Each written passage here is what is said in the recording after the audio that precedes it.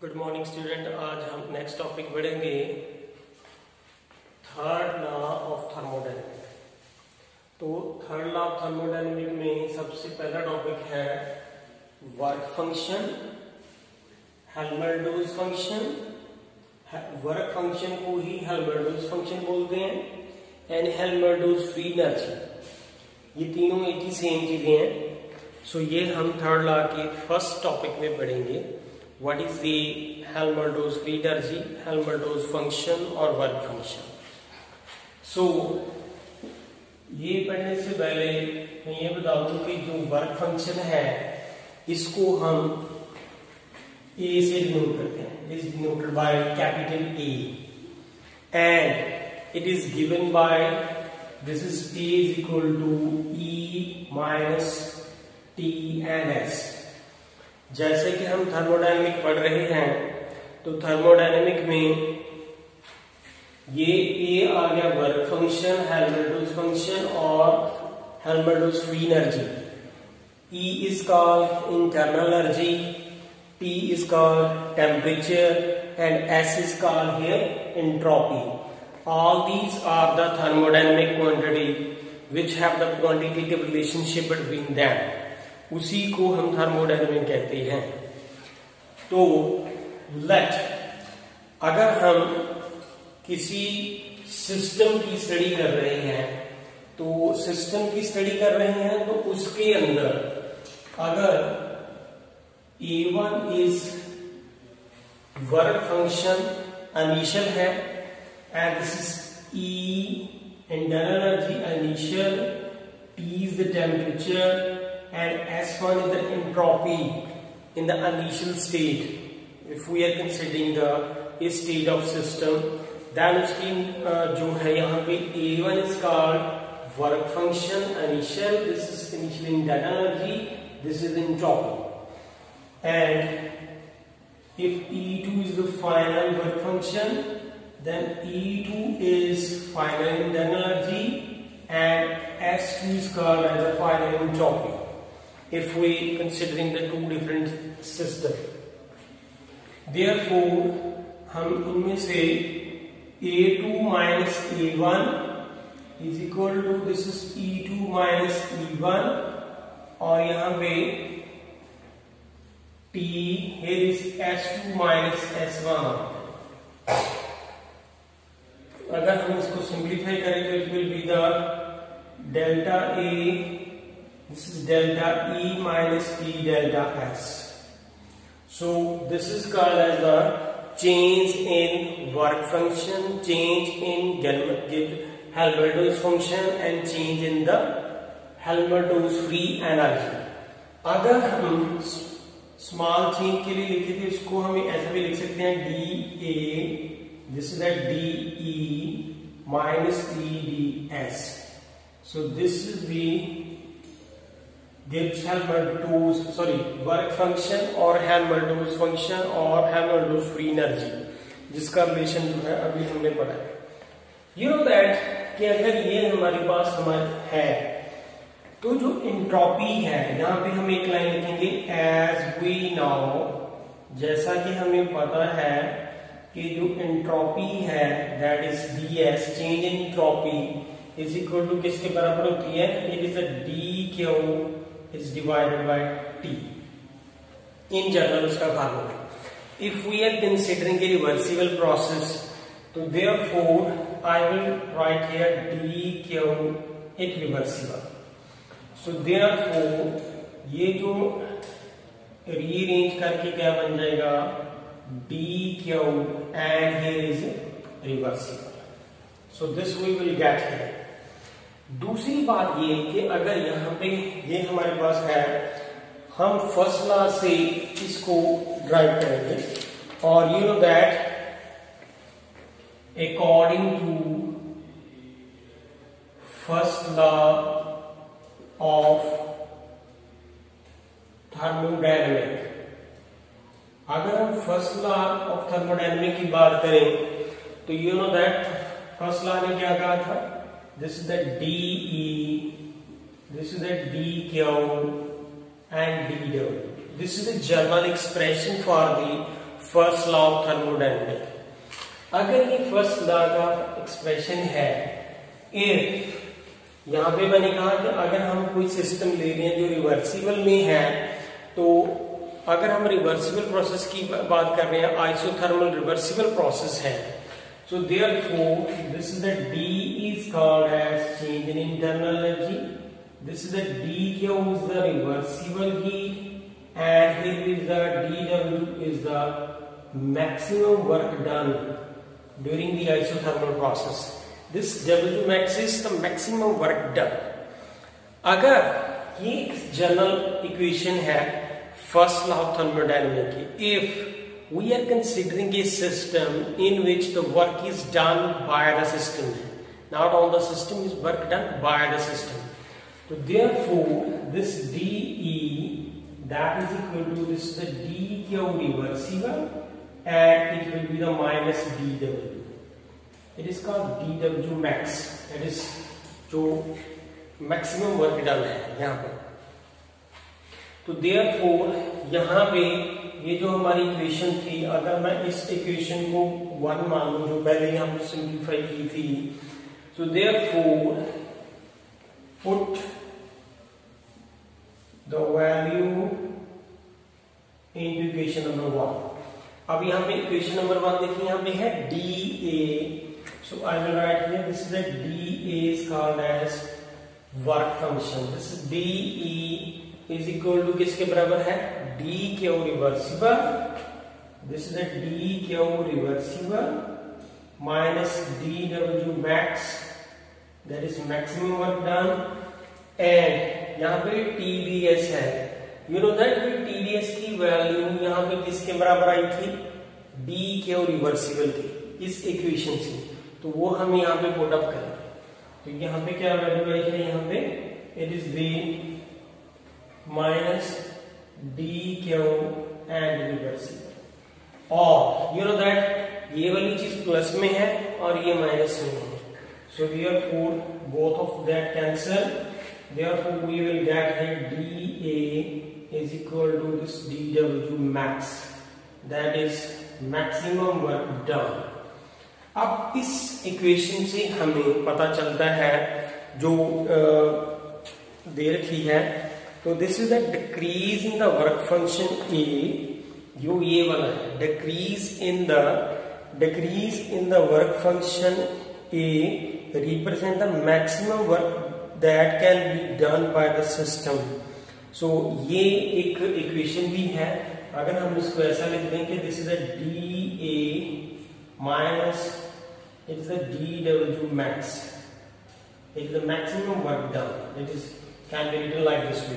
तो ये अक्सर एग्जाम में कैसे पूछा जाता है, सो शो दैट, पेपर में ऐसा पूछा जाता है कि show that decrease in the work function is equal to the maximum work done. This is called decrease in the work function, this negative sign show that decrease in the work function is equal to the maximum work done by the system. So this is generally asked in the exam के why this way, by this way के decrease in the work function is equal to maximum work done, prove that। So by this way we can show that this is the minus dE minus dA is equal to dW max। So this is called as the work function, Helmholtz function and Helmholtz free energy का जो topic था। तो अब ये तो just एक one discussion थी, इसके बाद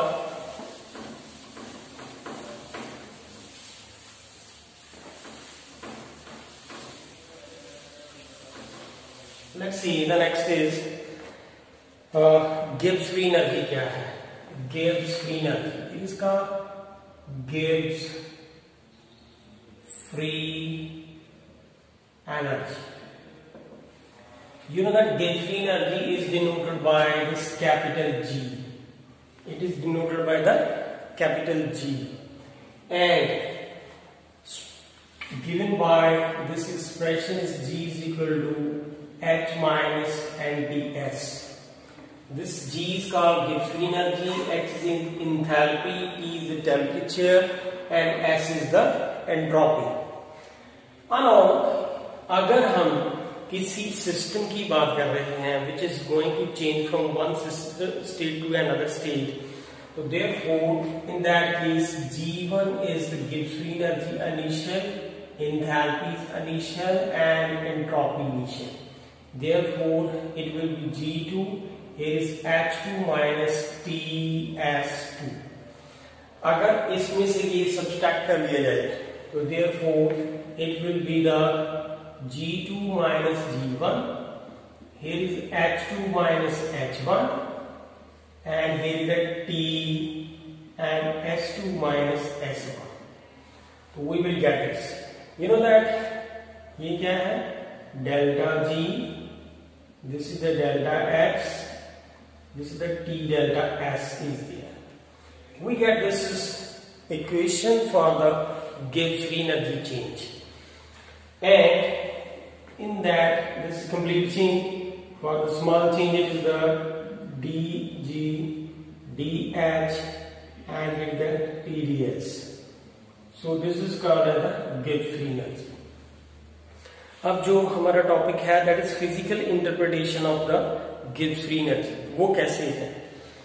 सिमिलरली जैसे हम इसको सॉल्व करते आ रहे हैं, इसके हम दोबारा से नीचे लिखेंगे as we know this is the entropy is given by dQ divided by T. In general, this is given in general. If we are considering a system which is reversible, and that is ds is given by this is dQ reversible and divided by T, और यहाँ पे हम अगर इस equation को rearrange करें तो it will become the dQ and the reversible. तो इसकी हमें इस इक्वेशन में जरूरत पड़ेगी, तो that's why we have solve that. इसके बाद जो एंथैल्पी है that is enthalpy, this H is given by E plus PV and this DH is equal to DE plus PdV के बराबर है। ये एंथैल्पी जो थी यहाँ पे गिवन है DH, और इसको सिंप्लीफाई करने के लिए हमने H का फार्मूला क्या होता है, enthalpy is the sum of internal energy and product of pressure and volume. तो यहाँ पे enthalpy is the sum of internal, this is the sum of internal energy and product of pressure and volume. अगर हम इसको differentiate करें तो it will become that DH is equal to DE plus PdV। You know that अगर ये equation number 1 है, इसको 2 मान लें, और ये इक्वेशन नंबर 3 है। यहां पे आके रुक के दोबारा से हम फर्स्ट लॉ ऑफ थर्मोडायनामिक्स को रिवाइंड करेंगे। तो from first law of thermodynamics, तो उसने क्या कहा था, this DE dQ and dW, ये इक्वेशन दी थी उसने। अब बात ये है कि अगर ये इक्वेशन दी थी, if we are considering a reversible process, isothermal reversible process, in that case this DE that is change in internal energy, it is the dQ reversible. For a reversible isothermal process it will be written as dQ reversible, and if साथ में हम बता दें कि अगर if isothermal process है, if work done by the system है, तो अगर ये work done by the system है, it is written as minus dW max. It is written as dW max, that is maximum work done by the system. अगर ये इस तरह से लिखते हैं हम, तो let's see कि ये इक्वेशन जो है इसको हमने अलग से लिखी है। अब अगर हम ये वाली 3 वाली जो इक्वेशन है, दिस वन 3 इस 1 में पुट अप करके देखें। So put the equation 3 into 1। सो यहाँ पे dG, this is called Gibbs free energy, this is the DH, वो किसके बराबर है? DE, और यहाँ पे है PDV, और यहाँ पे है TDS, इसके बराबर है। यहाँ पे DDS है, यहाँ पे देखें ये DG, यहाँ पे है DH की वैल्यू, यहाँ पे ये थी DE प्लस PDV, वो मैंने यहाँ पे पुटअप कर दी माइनस TDS। अब ये TDS किसके बराबर है? D के और reversible. So therefore this DG is equal to this DE plus PDV and here is a DQ reversible के बराबर है, क्योंकि हम इसको TDS की वैल्यू जो है यहाँ पे वो क्या पुट कर रहे हैं? DQ reversible. अगर इसी इक्वेशन को और सिंप्लीफाई कर लें, this is DE minus DQ reversible, इन दोनों को इकट्ठा लिख लेते हैं और ये PDV के यहाँ है। एंड यहाँ पे यहां तक हम इसको जब सिंप्लीफाई कर चुके हैं, तो अब हम जो नेक्स्ट इक्वेशन देखेंगे वो किस तरह से बनेगी कि जो हमारी इक्वेशन यहाँ पे थी, इस इक्वेशन को अगर हम रीअरेंज कर लें तो इट विल बिकम, ये वाली equation, it will become this DE, और ये इस तरफ आके माइनस हो जाएगा, it's become DQ reversible is equal to minus DW max के बराबर। सो देयरफॉर ये वाली जो वैल्यू है DE माइनस DQ रिवर्सिबल की वैल्यू, ये वैल्यू हम इस इक्वेशन में पुटअप करेंगे। तो देयरफॉर जब हम इसमें पुटअप करेंगे तो ये क्या बन जाएगी? This DG is equal to minus DW max, maximum work done, plus PDV, इसके बराबर है। और it can be written as minus DG, this is the DW max minus PDV, this is the interpretation of Gibbs free energy. So we are getting here this W max and minus PDV। अब यहाँ पे एक point discuss करने वाला जरूर है, वो क्या है कि इस इक्वेशन से हमें क्या पता चला कि decrease in the Gibbs free energy, this minus sign indicate that decrease in the Gibbs free energy for a reversible process, क्योंकि हम ये इसमें हम रिवर्सिबल प्रोसेस की डिस्कशन कर रहे थे। Decrease in the Gibbs free energy for reversible process is equal to the net amount of non-mechanical work that can be obtained from a system. So this is given by this equation। और इसी तरह से ही इस question को paper में पूछा जाएगा। तो they will ask the similar question, ऐसे पूछा जाएगा कि how we can prove that the decrease in the Gibbs free energy for a reversible process is equal to net amount of work done obtained from a system. Then we say we have to derive this relation by this complete way. So this is the decrease in the Gibbs free energy for a reversible process is equal to the maximum work done by the system that obtained from a system. So this is called as the Gibbs free energy. So after that,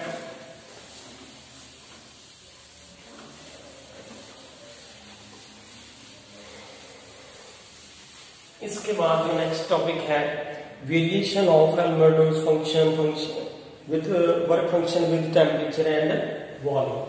next is the variation of work function, variation of work function with temperature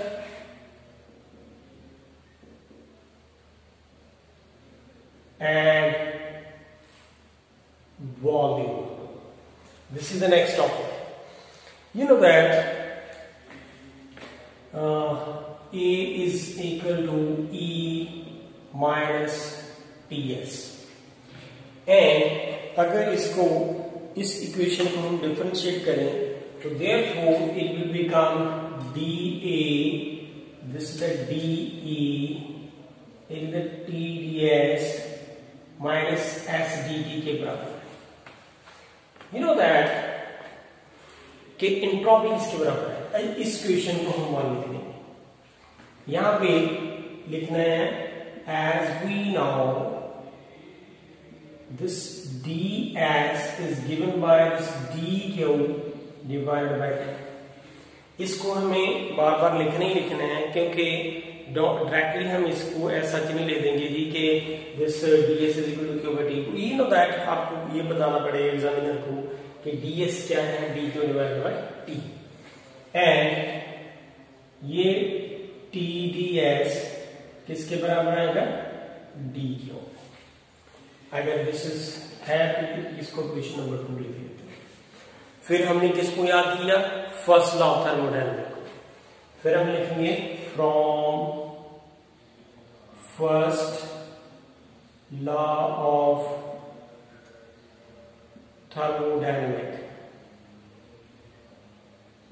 जो first law of thermodynamics है वो क्या था, D E D Q and dw।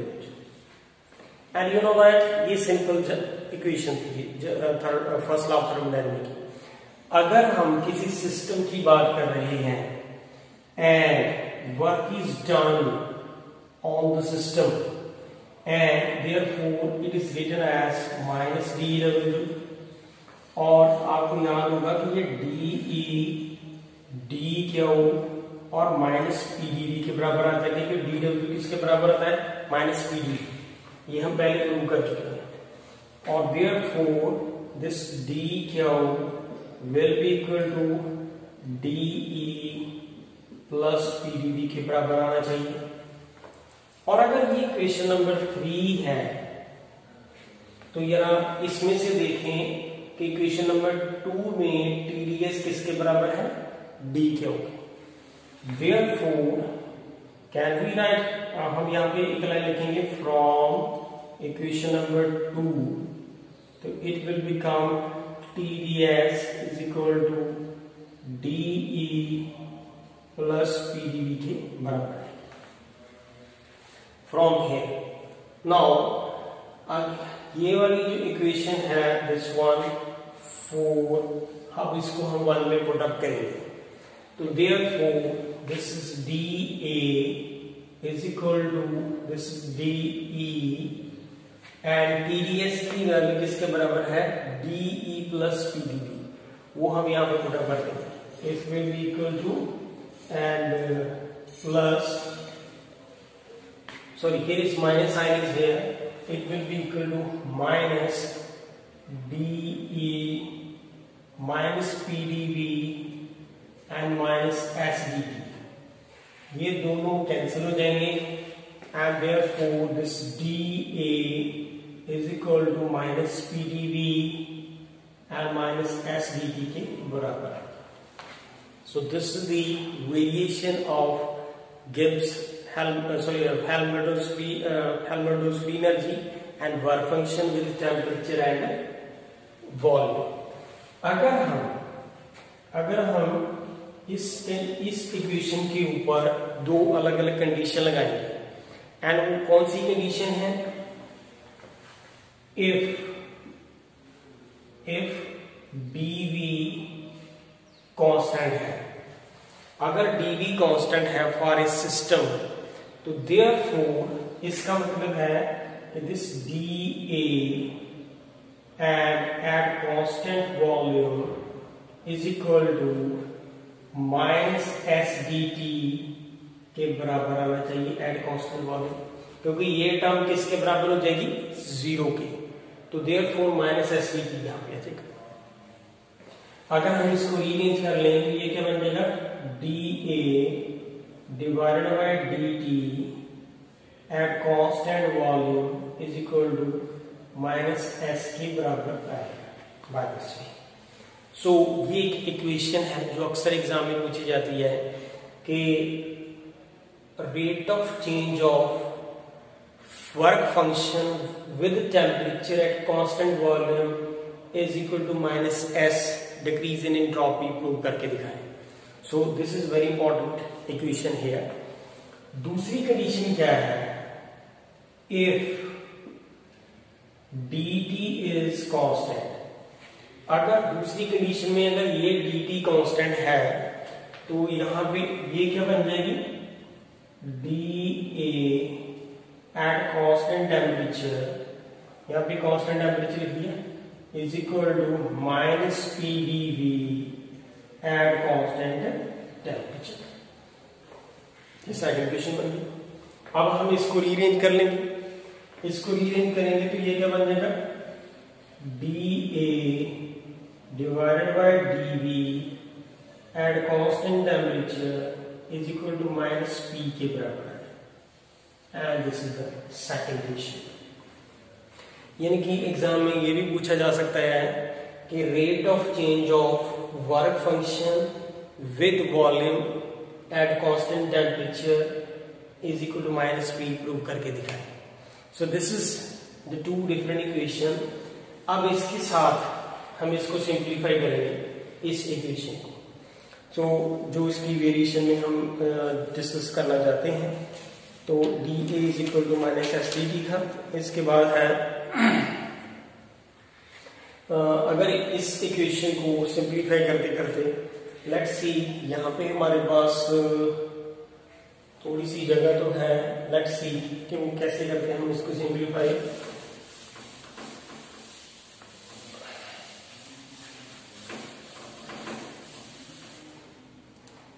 इस equation को हम इस तरह से लिख देते हैं, dA is equal to minus PdV.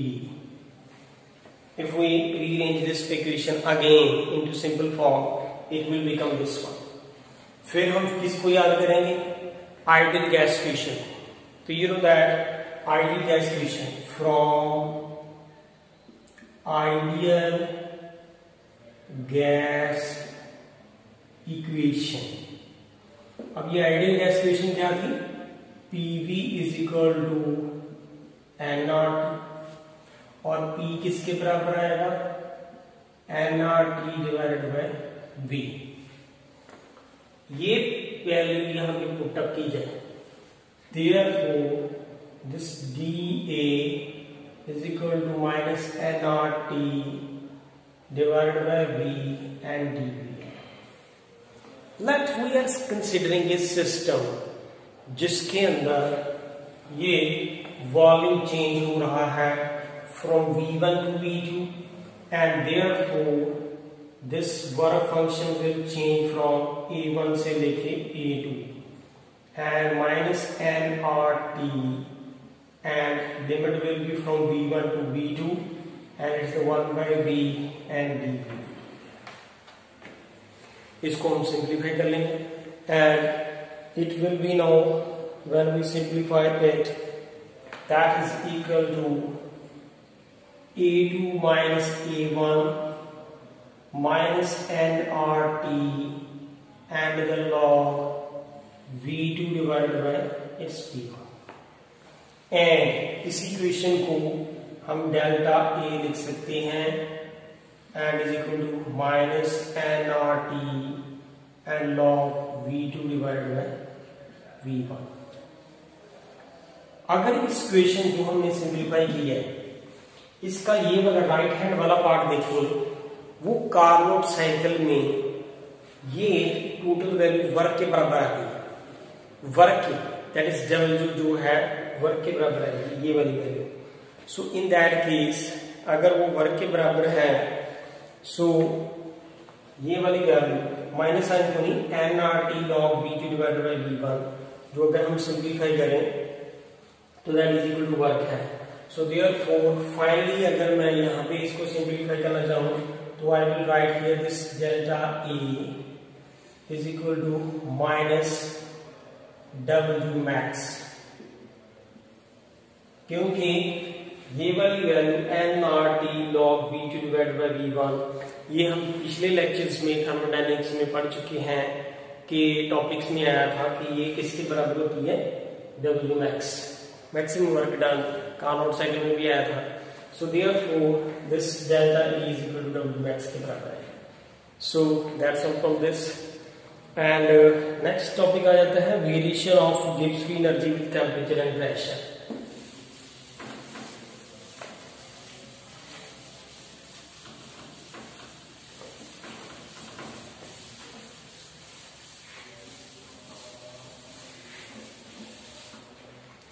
Variation of Gibbs free energy with variation of Gibbs free energy with temperature and pressure, with temperature and pressure।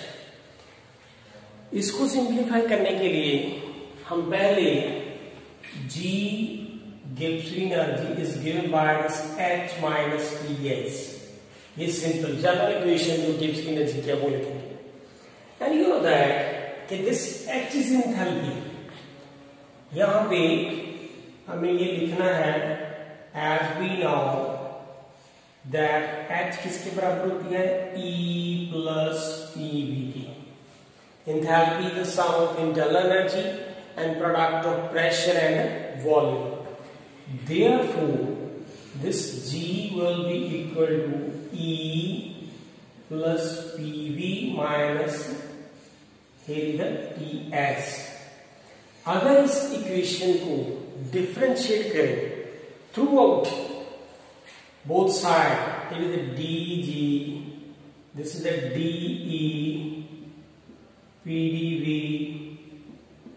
VDP minus TDS and SDT, and this is equation number 1. This is equation number 1. Now, as we know that ds is given by dq divided by t, दोबारा से लिखेंगे तो therefore TDS किसके बराबर आएगा, dq। तो this is equation number 2। फिर से from first law of thermodynamic, जो फर्स्ट लॉ ऑफ थर्मोडायनेमिक है उसकी हेल्प से हम ये इक्वेशन को देखेंगे। This DE, this is the DQ plus DW, ये जनरल इक्वेशन थी फर्स्ट लॉ ऑफ थर्मोडायनेमिक।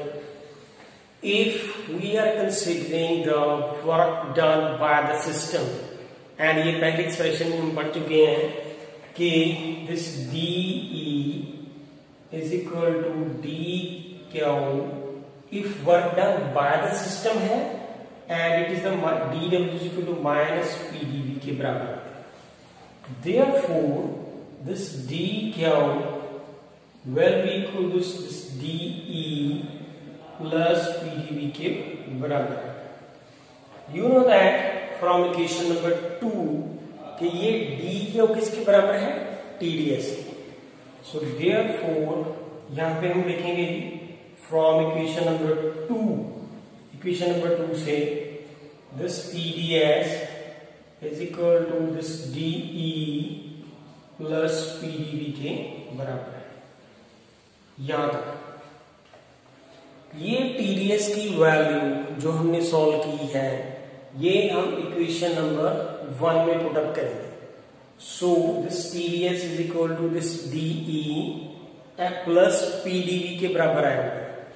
अगर हम इस इक्वेशन को 3 को 1 में पुट अप करेंगे तो put the equation 3 into 1, therefore this dG, that is Gibbs free energy, this is dE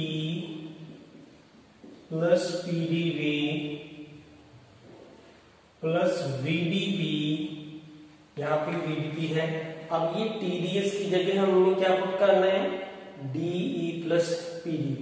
लेकिन यहाँ पे माइनस साइन है, ये चीज माइनस में है, तो therefore minus DE minus PdV and minus is the SDT. At the extreme last is here SDT. So therefore this DE cancel, PdV cancel. So we are left with what? We are left with this is the dg VdP minus SDT. So this equation shows the variation of Gibbs energy with temperature and pressure. Similarly, इसके अंदर भी यहाँ पे दो condition apply करेंगे हम. अगर दो कंडीशन कौन सी है? फर्स्ट कंडीशन क्या है?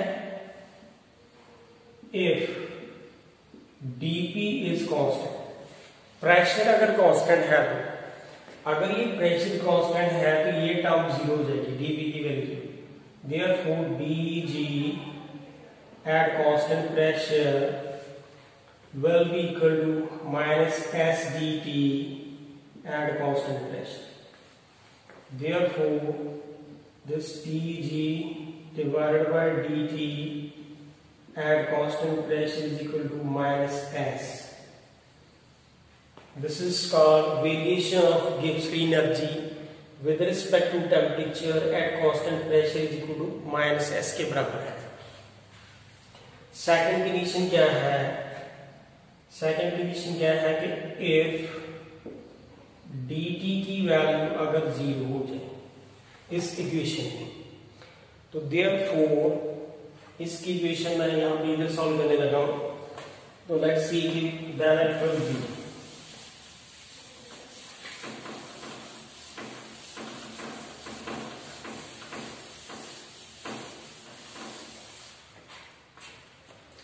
and it will be here this dG at constant temperature is equal to VdP at constant temperature. So therefore it can be written as dG divided by dP at constant temperature V इसके बराबर. So this is the two equation. ये very important equation है, अक्सर exam में आ जाती है. इसके बाद अगर इस इक्वेशन को हम इस तरह से लिख लें dG is equal to VdP, तो इसको सॉल्व करने के लिए पहले हमें आइडियल गैस इक्वेशन को याद करना पड़ेगा. What is ideal gas equation? From ideal gas equation PV is equal to किसके बराबर थी? nRT. तो फिर V किसके बराबर हुआ? nRT divided by P. ये वाली वैल्यू यहाँ पे पुट करेंगे. Therefore dG is equal to nRT, ये nRT यहाँ पे आ गया, and this divided by P and dP. इस इक्वेशन को अब हम डिफरेंशिएट करेंगे, सॉरी इंटीग्रेट करेंगे, सॉरी नॉट डिफरेंशिएशन, इंटीग्रेट करेंगे फ्रॉम द लिमिट G1 से लेके G2 if the pressure will vary from P1 से लेके P2. Therefore it will become G2 minus G1 and it will be the nRT and 1 by P है, तो it is written as 1 by P and here is dP. Limit is from P1 से लेके P2. अगर हम इसको simplify करेंगे तो it will become here this delta G will be equal to nRT log P2 divided by P1. This we will get. Delta G is equal to nRT log P2 divided by P1. So जब इसको हम simplify करेंगे तो P2 divided by P1 लगेगा, तो this we will get here. You know that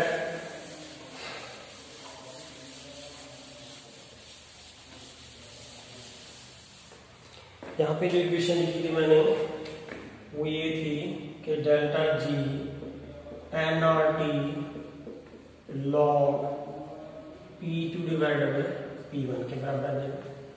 You know that is P. This is the P1 V1 is equal to P2 V2. So ये वाला V1 divided by V2 P2 divided by P1 के बराबर है. यानी कि P2 divided by P1 की जगह हम यहाँ पे क्या लिख सकते हैं, V1 divided by V2. So delta G will be equal to nRT log V1 divided by V2. So this is another equation. So that's all from this. बाकी हम नेक्स्ट लेक्चर में पढ़ेंगे. Thank you. Good morning student. आज हम next topic पढ़ेंगे criteria for thermodynamic equilibrium and spontaneity of process. That mean to say कि कौन सा क्राइटेरिया है जिसके ऊपर हम प्रोसेस इक्विलिब्रियम में हो तो कौन सी कंडीशन होगी, अगर स्पॉन्टेनियस है तो कौन सी कंडीशन होगी, अगर नॉन स्पॉन्टेनियस है तो कौन सी कंडीशन होगी. अगर हम इसकी बात करते हैं, you know that delta G is equal to 0 हो तो हम कहते हैं कि प्रोसेस क्या है, इक्विलिब्रियम. अगर डेल्टा जी की वैल्यू 0 हो तो हम क्या कहते हैं, प्रोसेस क्या होता है, इक्विलिब्रियम. अगर डेल्टा जी की वैल्यू नेगेटिव हो तो हम क्या कहते हैं, प्रोसेस क्या है, स्पॉन्टेनियस. और अगर डेल्टा जी की वैल्यू पॉजिटिव हो तो हम क्या कहते हैं, प्रोसेस क्या है, नॉन स्पॉन्टेनियस. ये कंडीशंस हैं जिसके बिहाफ पे हम कह सकते हैं कि प्रोसेस स्पॉन्टेनियस है, नॉन स्पॉन्टेनियस है, इक्विलिब्रियम में. इसी तरह से थर्मोडायनेमिक में कुछ क्राइटेरिया दे रखे हैं एंट्रोपी के बिहाफ पे कि what are the different condition and criteria for the process equilibrium and spontaneity of the process. ये पढ़ने से पहले हमें टोटल एंट्रोपी यूनिवर्स की पता होनी चाहिए कि क्या है. तो यू नो दैट कि this S entropy of system and entropy of surrounding 0 के बराबर होती है for a reversible process. For a reversible process के लिए हम यहां पे लिख देते हैं दिस फॉर रिवर्सिबल प्रोसेस. दूसरी कंडीशन है कि सिस्टम की एंट्रोपी प्लस सराउंडिंग की entropy if is greater than 0. अगर वो ग्रेटर देन 0 है तो वो कौन सा प्रोसेस है, इरिवर्सिबल. फॉर इरिवर्सिबल प्रोसेस, ये इरिवर्सिबल प्रोसेस के लिए.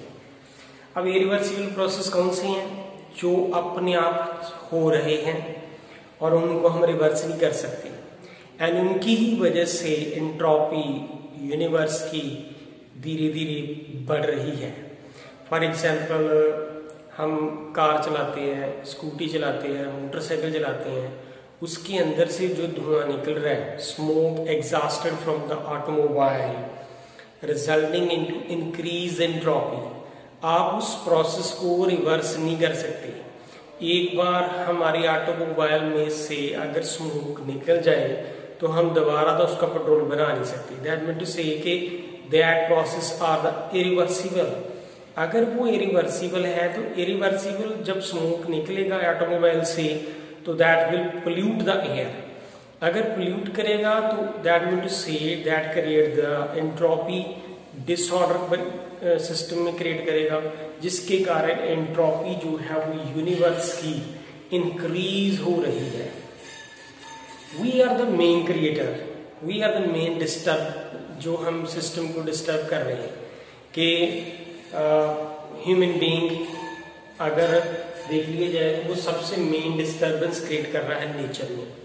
तो वी आर द मेन यहाँ पे एंट्रोपी बढ़ाने वाले सबसे ज्यादा हम हैं। तो if we will keep the our environment safe then we have to plant the more trees. अगर मोर ट्री लगाएंगे, अपने एनवायरनमेंट को बचाएंगे, नेचर को बचाएंगे, तो it will be the safe for us. लेकिन यहाँ पे बात यह है कि ये जो एंट्रोपी है वो सिस्टम और सराउंडिंग की अगर ग्रेटर देन 0 है तो वो इरिवर्सिबल प्रोसेस है। अगर दोनों कंडीशन को समराइज कर लिया जाए तो therefore this is S system plus S surrounding is greater than equal to 0. This is the condition for both process. That is for the both process के लिए अगर दोनों कंडीशन को हम जो है समराइज कर दें तो ये कंडीशन हमारे पास बन जाती है for reversible and irreversible process. अगर हम you know that first law को याद करें, from first law of thermodynamics। तो फर्स्ट लॉ ऑफ थर्मोडायनेमिक ने क्या कहा था? DE dQ plus dW। ये सिंपल इक्वेशन थी उसकी। अगर ये work done by the system है और therefore this DE dQ minus इसी dW को हम PdV लिख देते हैं if work is done by the system, and you know that by the system है तो change in volume होगा and it will be the minus PdV. We can write here this dQ is equal to DE plus PdV के बराबर है। और यहां पे एक बात आपको रिमाइंड करानी पड़ेगी कि ds इज इक्वल टू किसके बराबर होता है? dQ divided by d, that is we have study that entropies के बराबर है। अगर एंट्रोपीज के बराबर है तो देयरफॉर TdS जो है वो किसके बराबर है? d। देयरफॉर यहां पे ये जो dQ है वो हम TdS के बराबर लिख सकते हैं। So therefore this TdS is equal to this is DE plus PdV के बराबर है। So this is the condition from which we can find the criteria for the spontaneity of process for reversible and irreversible process. ये एक main equation है हमारी इस topic में, जिसके थ्रू हम सारे सिस्टम के क्राइटेरिया फाइंड कर सकते हैं कि वो प्रोसेस रिवर्सिबल है या इरिवर्सिबल है। So this is the main equation, this is DE TdS is equal to DE plus PdV. Now see that अगर तो ये TdS is equal to DE plus PdV है तो this is for reversible process. If we have TdS greater than DE plus PdV, that is for irreversible process. ये किसके लिए होगा? irreversible process. तो फिर दोनों का समराइज क्या होगा? TdS greater than equal to DE plus PdV. So this is the condition. This is the equation from where we will find the criteria for the spontaneity of the process. अब ये सारी equation जो है अब हमने criteria find करने हैं different. सबसे पहला क्राइटेरिया है criteria in the term of entropy. First is the criteria in the term of entropy. You know that अगर एंट्रोपी की टर्म में हमें क्राइटेरिया फाइंड करना है स्पॉन्टेनियस और नॉन स्पॉन्टेनियस प्रोसेस के लिए, तो अभी हमने ये पढ़ा कि ये TdS is equal to DE plus PdV के बराबर है, ये वाली कंडीशन। तो अगर एंट्रोपी की टर्म में फाइंड आउट करना है तो देयरफॉर इफ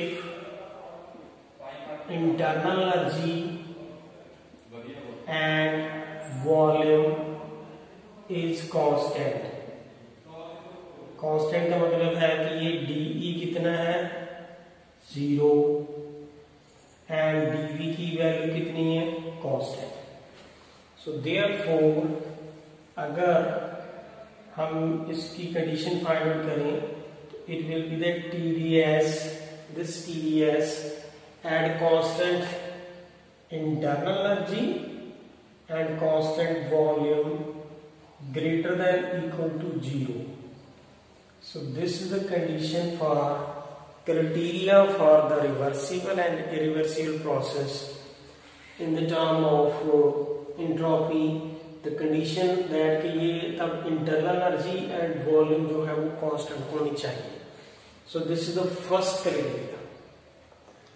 Second criteria क्या है? Criteria in the term of internal energy. Second is criteria in the term of internal energy. इसी इक्वेशन से ये क्राइटेरिया पता चलता है।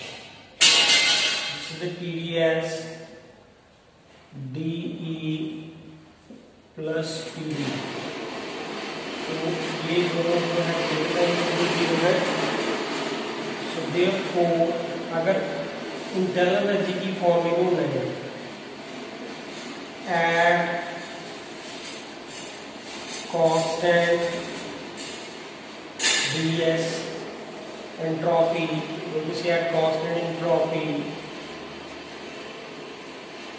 that is ds is equal to 0 and dV की वैल्यू का 0 है।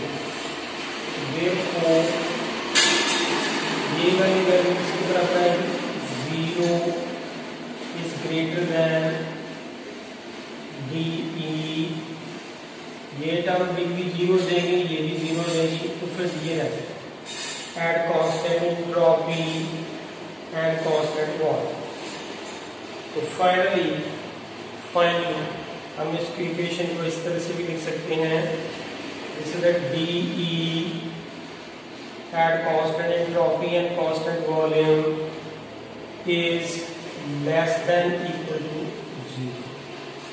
So this is the condition of the criteria for the spontaneity in the term of the internal energy। इसके बाद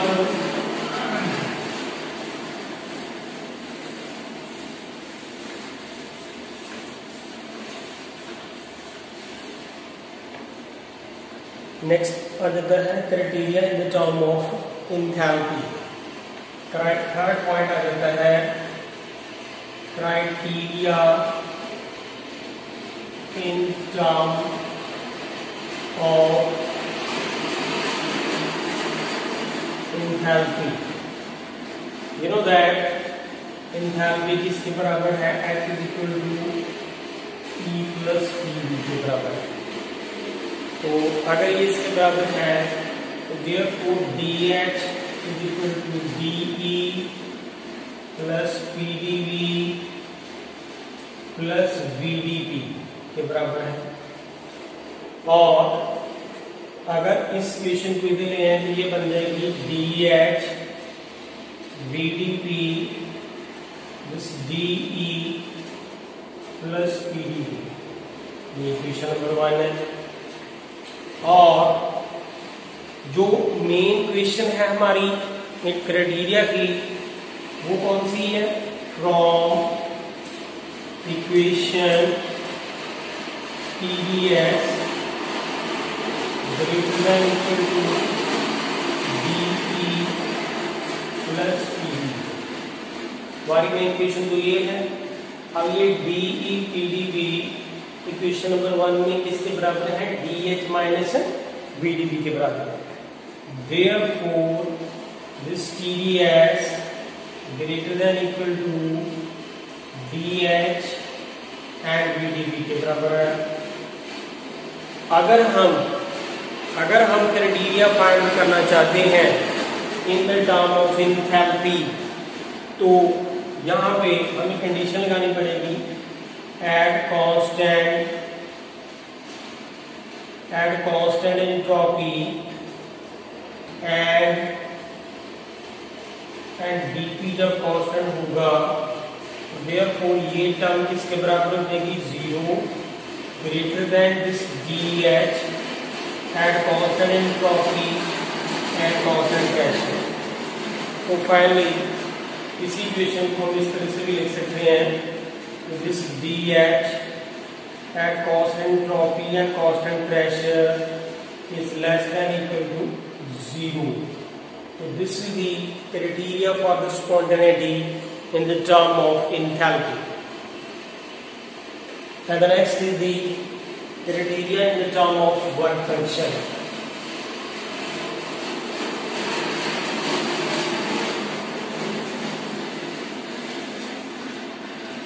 Criteria in the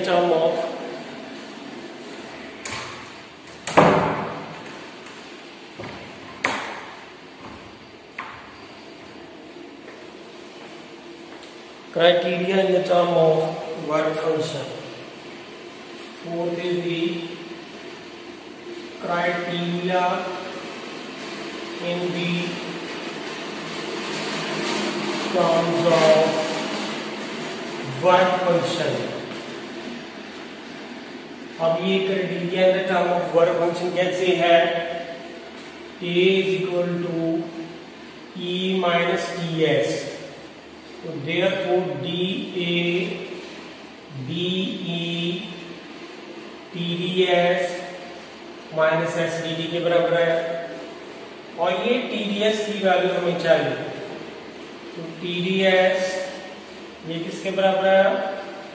DE minus SDT minus DA। This is equation number 1। दोबारा से from equation TDS greater than equal to DE plus VDB, ये तो हमारे पास main equation है।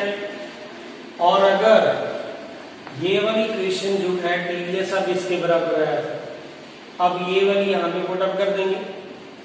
Therefore ये TDS इसके बराबर है, therefore DE minus SDT minus DA greater than equal to DE plus PDB।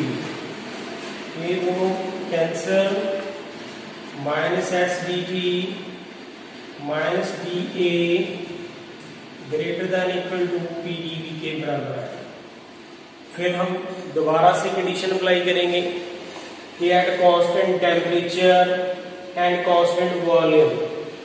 यहाँ पे कंडीशन क्या है?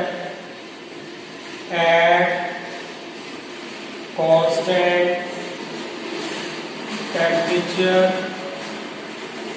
and constant volume.